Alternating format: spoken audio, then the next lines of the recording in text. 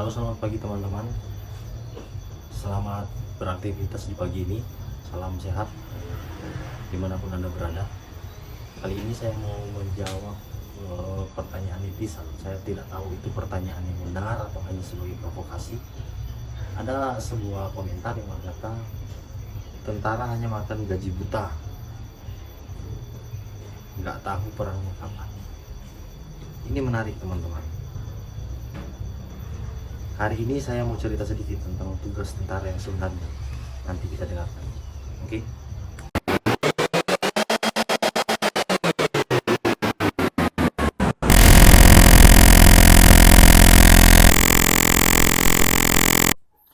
Tugas Tentara Nasional Indonesia (TNI) selain perang diatur dalam Undang-Undang Nomor 34 Tahun 2004 tentang Tentara Nasional Indonesia, khususnya dalam pasal 7 ayat 2. Dalam pasal tersebut disebutkan bahwa operasi militer selain perang mencakup berbagai tugas, antara lain yang pertama, mengatasi gerakan separatis bersenjata. Yang pertama ini kita laksanakan yaitu Satgas yang kita laksanakan sekarang di Papua, Satgas Pamtas Mobile, dan saya juga sendiri sudah pernah terlibat di Satgas tersebut. Tahun 2018 saya melaksanakan Satgas di Puncak Jaya, kurang lebih 9 bulan saya berada di sana. Yang kedua, mengatasi pemberontakan bersenjata, menghadapi ancaman yang berpotensi mengganggu stabilitas negara. Kita juga TNI terlibat dalam Satgas ini. Kemudian yang ketiga, mengatasi aksi terorisme. Tentunya di dalam TNI masing-masing matra mempunyai pasukan khusus untuk mengatasi tindakan terorisme, baik di angkatan darat, laut, dan udara. Kemudian yang keempat, mengamankan wilayah perbatasan. Mengamankan wilayah perbatasan ini sudah dan sering kita lakukan. Setiap tahun ada pergantian Satgas ke Papua, yang di dalamnya masing-masing batalion digilir, mulai dari batalion-batalion yang di bawah naungan Kodam, kemudian batalion-batalion di bawah naungan Kostrad.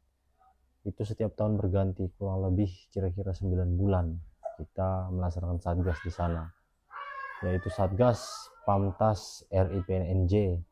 Kemudian yang kelima, mengamankan objek vital nasional dan internasional, melindungi objek-objek penting yang memiliki nilai strategis bagi keamanan dan stabilitas nasional maupun internasional.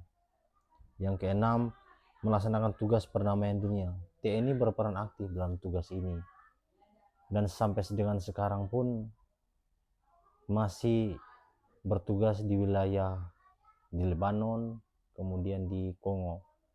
Yang ketujuh, mengamankan presiden dan wakil presiden dan tamu negara. Tentunya teman-teman sudah tahu semua yang sering disoroti media sosial, yaitu Pas Pampres. Itulah TNI yang mengamankan keluarga presiden, wakil presiden, dan tamu negara. Yang kedelapan, memberikan bantuan dalam penanggulangan bencana. TNI selalu terlibat apabila ada kejadian bencana alam, tergantung wilayahnya. Apabila terjadi bencana di wilayah Jawa Barat, tentunya di wilayah Jawa Barat itu TNI sudah disiagakan untuk membantu kontingensi bencana. Contoh, dalam batalion saya setiap hari itu ada namanya kompi siaga. Jadi kompi siaga ini mereka bertugas 1 kali 24 jam, mereka standby on call. Yang kesembilan, memberikan bantuan kemanusiaan. TNI memberikan bantuan dalam situasi krisis seperti konflik atau bencana besar. Contoh, terjadi tsunami di Aceh dulu, TNI terlibat. Kemudian di Donggala, Palu. Kemudian di NTT yang sekarang Gunung Merapi, TNI selalu dilibatkan. Itulah bentuk tanggung jawab TNI kepada negara. Itu bentuk tugas kita selain daripada operasi perang. Yang selanjutnya, membantu pencarian dan penyelamatan, operasi SAR, baik kecelakaan udara, laut, dan bencana lainnya. Yang ke-11, membantu pemerintah daerah dalam pembangunan daerah.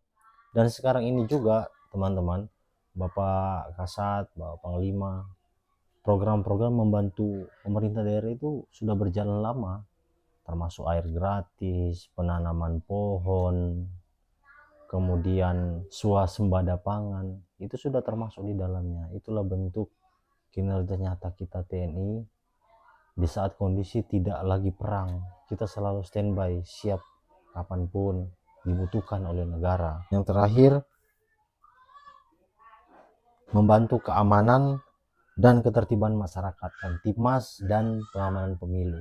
Tentunya kegiatan ini adalah tugas utama dari kepolisian, tetapi apabila kepolisian membutuhkan bantuan kepada TNI, kita siap, karena memang sudah diatur dalam undang-undang. Polri berhak meminta personil atau meminta bantuan personil dari TNI. Itu teman-teman saya rasa yang perlu saya jawab.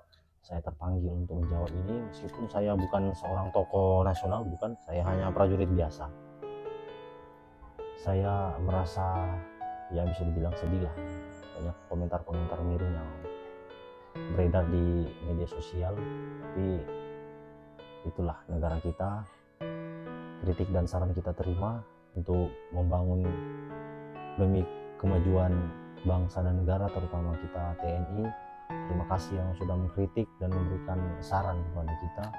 Kami prajurit di kalangan bawah, apapun yang dibutuhkan oleh negara, kami siap dimanapun bertugas.